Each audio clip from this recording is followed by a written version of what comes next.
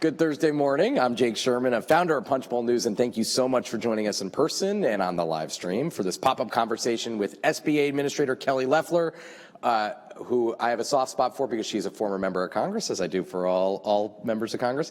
We'll be talking news of the day, priorities for the Trump administration at the SBA, the role of supplier development, and the small business driving the economy. A big thank you to Walmart for partnering with us on this event. After my conversation with Administrator Loeffler, I'll be joined by Andrea Albright, Executive Vice President of Sourcing at Walmart, and Jeff Pickin, the owner of Bumont Products. As always, you can find Punchbowl News on all social media platforms at Punchbowl News, and we encourage you to share the conversation. Now I'd like to welcome SBA Administrator Kelly Loeffler to the stage.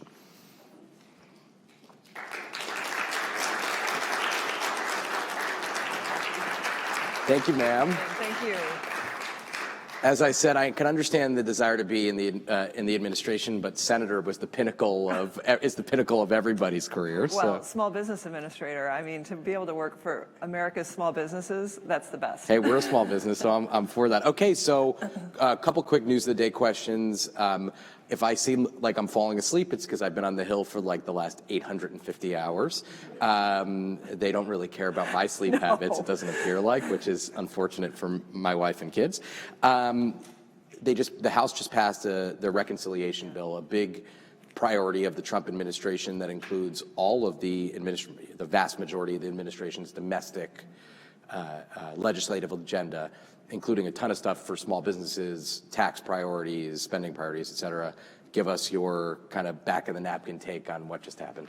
Well, this is historic. I mean, it's the largest middle-class tax cut in American history, and it supercharges growth in this country. I mean, think about just 10% of the way into President Trump's administration. We have the remaining 90% to go with the benefit of the big, beautiful bill, which is historic on many fronts. Obviously, tax cuts are critical to the American people, and it's pretty astounding that every single Democrat voted against that. And you know what's important is the people back home, they want to know that Washington is working for them and that they're not working for Washington. And so I'm really excited to see things like border security, ensuring that we have energy dominance in this country again, that Medicaid is there for the people that need it, and that we restore the economic engine that gives everyone opportunity in this country. If you look back to the 2017 Tax Cuts and Jobs Act, when it was implemented, the lowest income earners benefited the most. We saw historic growth, low inflation, and so much of President Trump's agenda is counterinflationary. And I think that's the unsung hero of this, which is it's pro-revenue so that we can dig out of this deep debt and deficit, but it also lifts up the middle-income, hardworking Americans that deserve the relief. Now, on that same note, markets have stabilized over the last couple weeks. Had some big days. The bond market has been a little bit shaky, concerned about deficits in this country.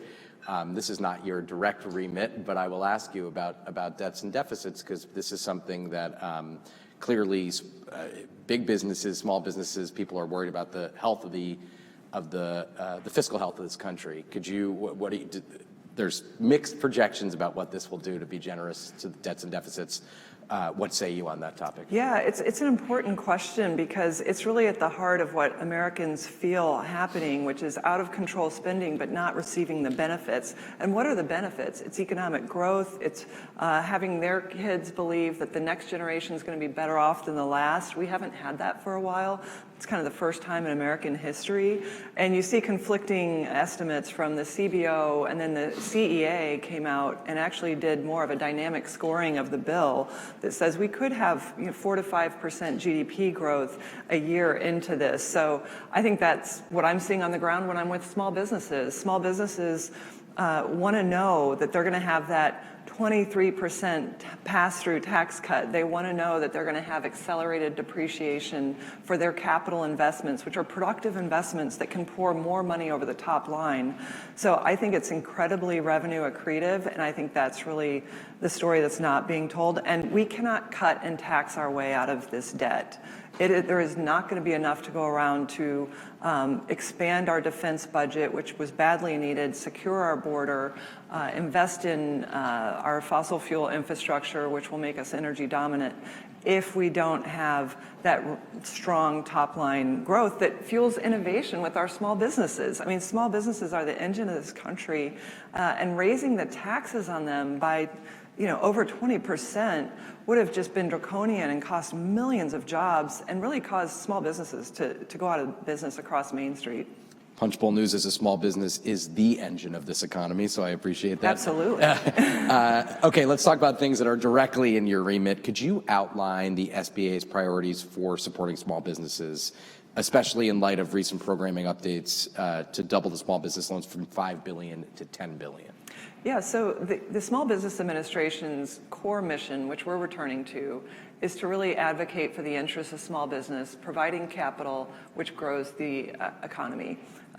These are our job creators, and probably like you, I got my first job in a small business, and not just my family's farm and trucking company, but waitressing on Main Street. Literally 2 different Main Streets, but literally 2 different Main Streets. Yeah, they were called Main Street. Yeah, that's amazing. And talk about having that experience in small business. It really stoked my interest in becoming a businesswoman for 3 decades, and then serving small businesses as the administrator. It's incredibly humbling to do that. So at the SBA, I got to work and said, okay, what can we really do to help Main Street businesses?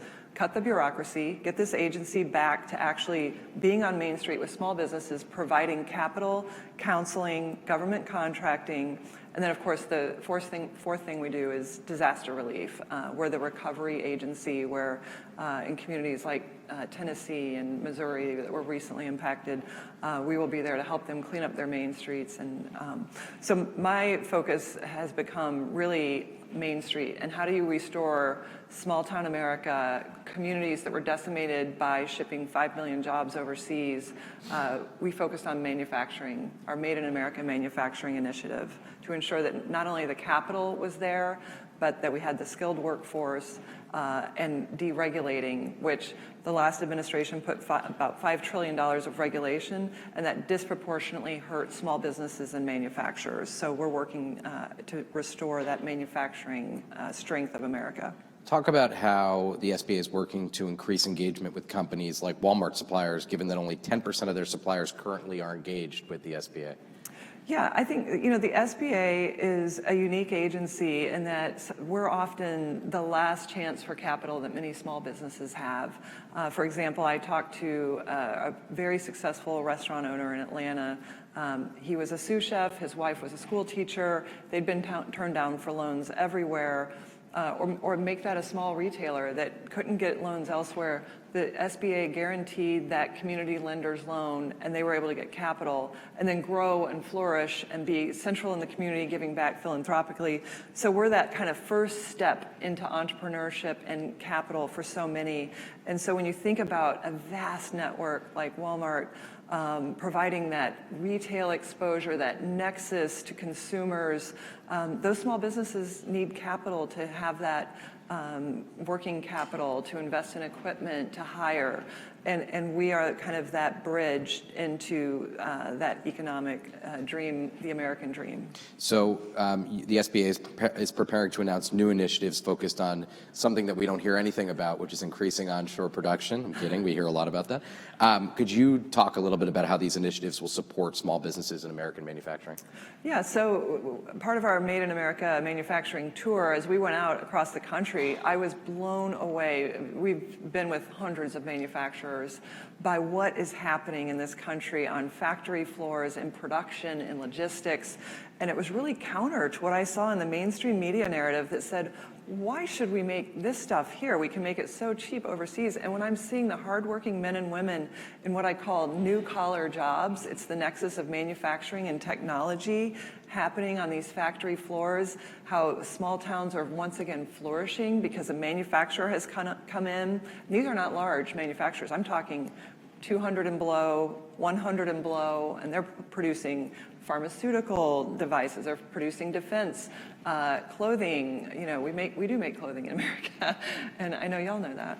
And so what's exciting is to be able to be getting that word out, that this can, and it is being done in America, and I'm so grateful that this president believes in the American worker and American industry. Now that we talked briefly about the new tax legislation, which again just passed the House, has to go to the Senate, which never disagrees with the House on anything, as you know from your time in the Senate. It's a key concern for small businesses. So how does the SBA view the impact of these laws, and what tax incentives are important to you and to the SBA? I know there's a lot that's important to the Trump administration, but what is key to you guys to drive small business growth? Well, Jake, the top line is the 199A pass-through deduction, which got raised from 20% to 23%. That's rocket fuel for small businesses to know that they have that guaranteed, making that tax relief permanent. And then things like Section 179, accelerated depreciation, being able to 100% depreciate capital items in year one, that really supercharges a business growth, because once they make that investment, they have the productive benefit of that asset for years and years and years, and then they're able to hire and grow around it. So we're going to really see a multiplier effect of this in hiring. We've already seen a tremendous jobs track record under President Trump, with almost 500,000 jobs created in the first 4 months. And then also, we've seen manufacturing jobs come back to America, reversing the 110,000 job decline in manufacturing of the Biden administration's last year, and we see factories hiring. So those tax cuts are going to fuel hiring, investment, and I've talked to manufacturers, and they say they're spring-loaded for these purchases once they can get those benefits. Let's talk about trade policy for a minute. The SBA obviously supports the president's trade agenda. How are you guys helping small businesses navigate some of the recent developments like China, and how are you helping businesses, or trying to help business compete in these global markets and compete with what's going on with the trade negotiations? Yeah, and Jake, I'm glad you phrased it that way, because when I'm on the Hill or in mainstream media, they want to talk about tariffs. Tariffs are one tool in a broad trade and economic agenda, and tariffs have been used very successfully by other countries against America to really hollow out our manufacturing base and shift it to their country.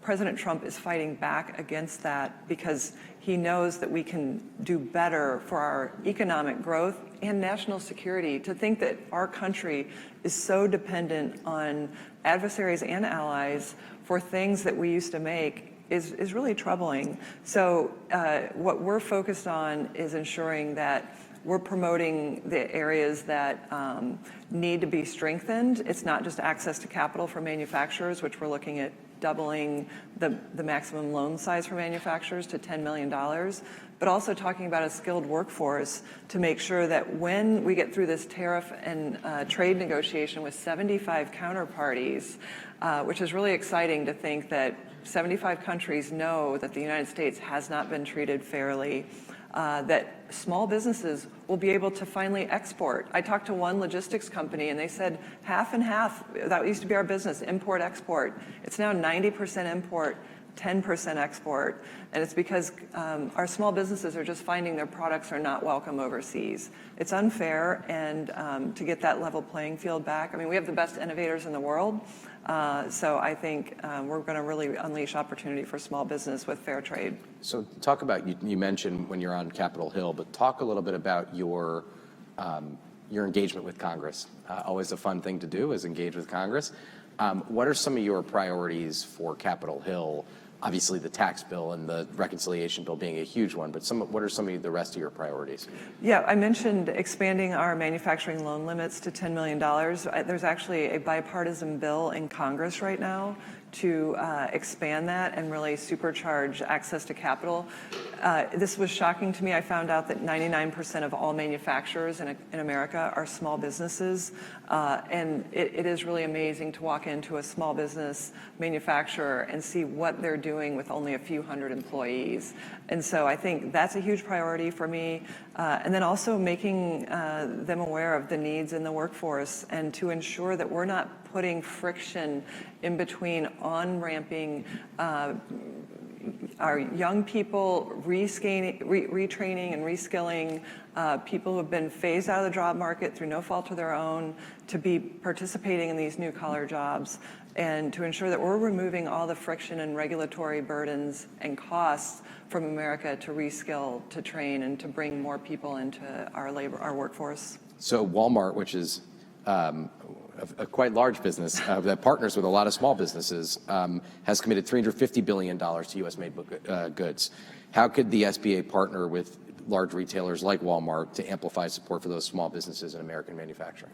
Well, this is what is amazing about America. Our largest companies are partners with our smallest businesses, and so many of them, like Walmart, say that they can't do it without small business because small businesses are the innovators. They're creating the new products. They're bringing the services that large businesses need to execute, and including in the partnership that they have with small businesses to train, to provide exposure for their products, to provide financing. That's some of what the SBA does, but we can't expose them to a retail marketplace like Walmart can. I was at the White House recently and talking to kind of Fortune 50 CEOs who are announcing multi-billion-dollar investments like Walmart has, and they say we can't do it without small businesses. I was at a job site for building a major construction project. There were 65 small businesses involved in that job site for a major development.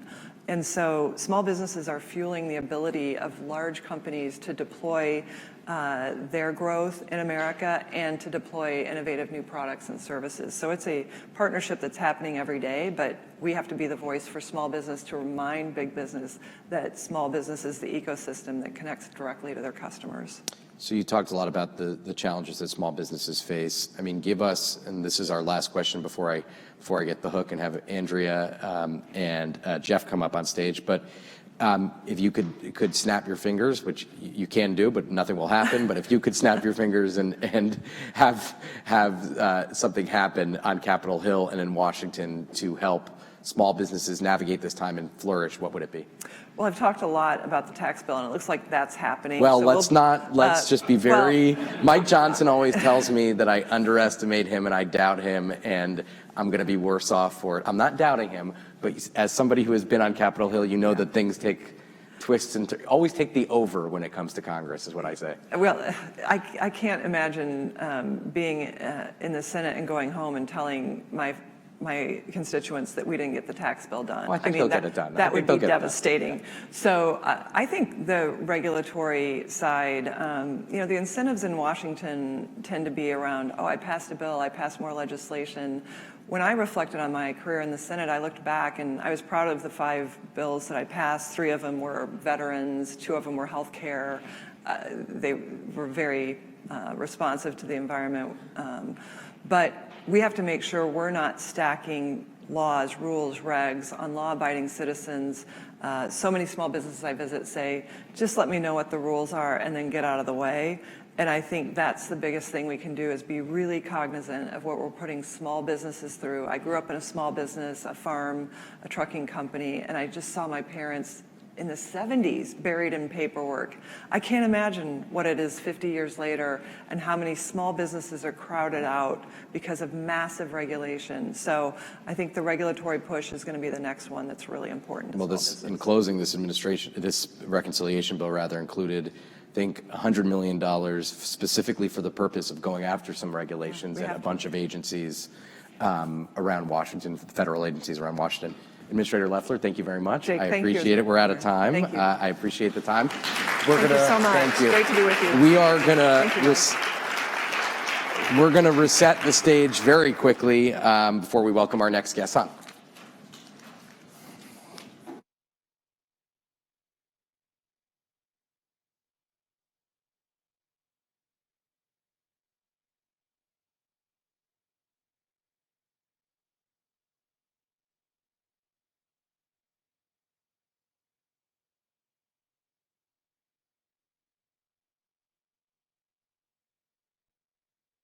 Okay.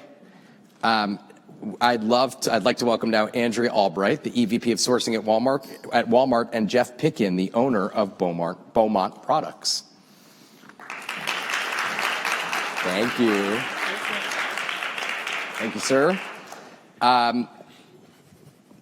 Interesting conversation, and I'm going to start with you, Jeff. As a second-generation owner of Bumont Products, and man, if my child owns my business when I am no longer involved, I feel for him. Can you tell us about your company's journey and what it means to operate a small business manufacturing product like Citrus Magic, which I am well acquainted with in the U.S. right now? Yeah, so our story started in '91. My father, Hank Picken, was about to turn 50 and had been a career-long consumer packaged goods marketer with Lever Brothers and Colgate-Palmolive.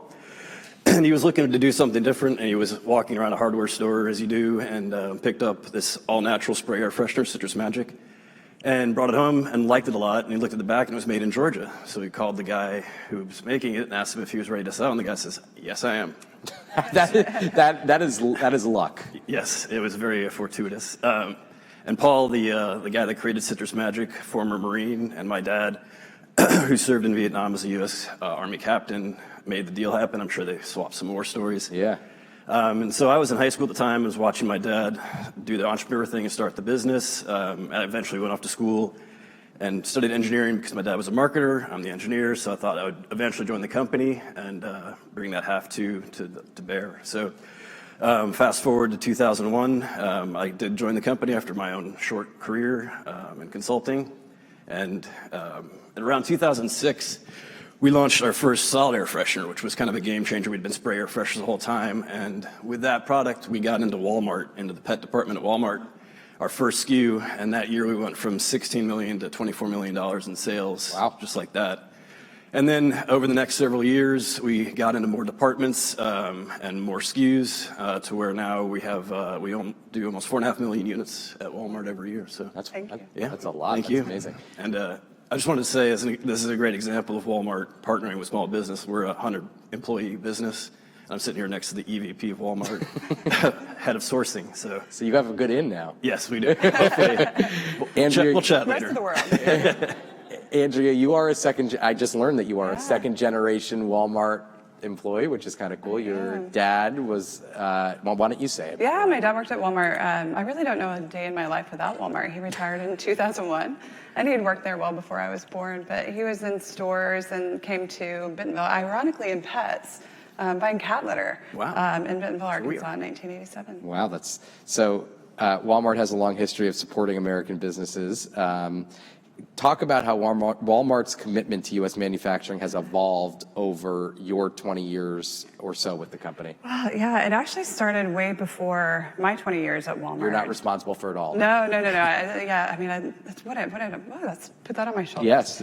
No, it actually started in 1985. We're coming up on our 40th year anniversary of Buy American. So this isn't a new thing for us. We've done this for a really long time. And I have this really cool Walmart World magazine in my office that Mr. Sam had when he launched the program Buy American.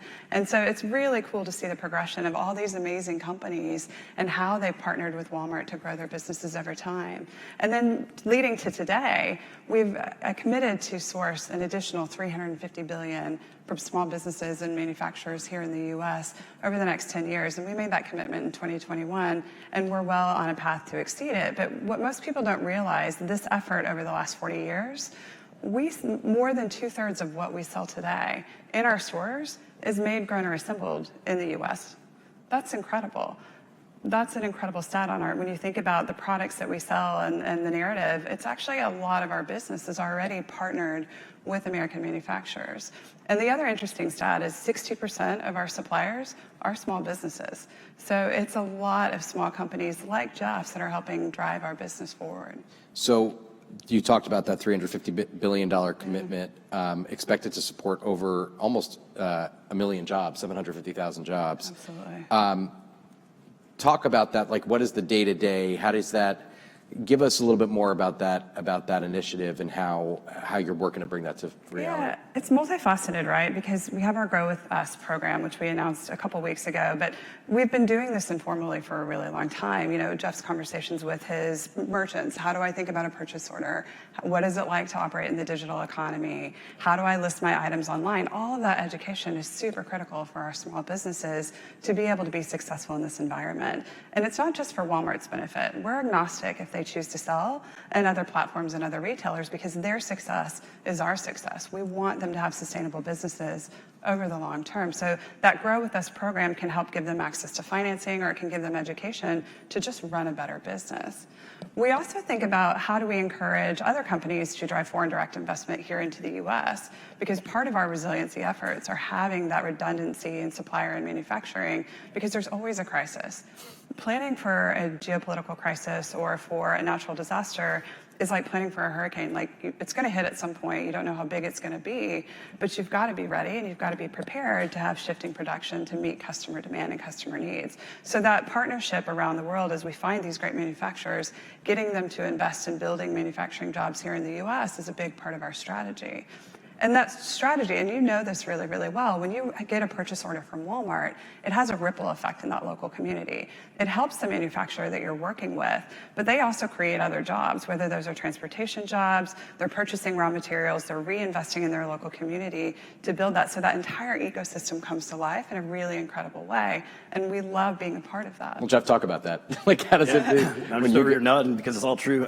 Yeah, we source all of our raw materials as much as we can from the U.S. and even from Georgia. So when we do get that order, it affects all of our vendors as well to help them. And yeah, Walmart's been great with their open call events that they have in Bentonville, where they invite manufacturers, U.S. manufacturers, to come and pitch their products. You know, they don't have any product at Walmart at all, and this is their chance to pitch it to Walmart for the first time. We've been lucky to go 4 different times and even have participated in some panels as well. So it's a great partnership. Yeah, that's one of my favorite events of the year. I have to get to Bentonville. I hear it's very cool.